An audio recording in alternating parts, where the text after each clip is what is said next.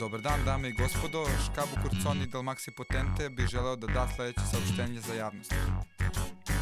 Opušteni fazon se pretvorio u skandal, postao je tema dana, preko noći došla slava. Svako jutro novi članak, nova naslovna strana. Svi su reperi banana, mi napušavamo čanka. U direktnom duelu sada vodem 1-0. Borka branila je Čedu, ispala je glupa. Od uva do uva, pesma stigla je baš svuda. Čak i sadašnji premijer to je kupio da sluša. Nagađali su razni koji odani smo stranci. Evo odlučan demanti, politika mi se gadi. Ali neću da ćutim dok bagra merka od pozadi.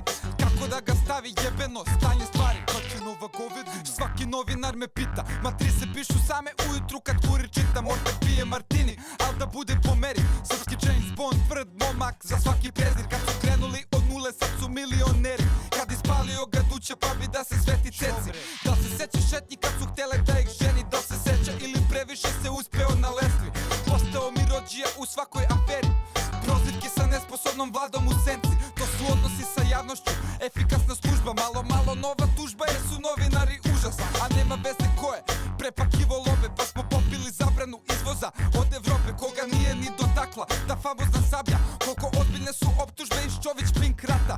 Ko je profi bankar ako prodao drugara. Jebeš razgovore tipa: alo sine, ovde tata, da ti javi, stiže keka preko poreskog raja. Da se kupi nova gajba. Okej, baš ti hvala. U vladi slaba plata, nema tendera da lapam. Piše račun ortaka koji posle atentata s više pozicije vara mesto da mu padne glava. Sa svake take teme brzo skreće se pažnja.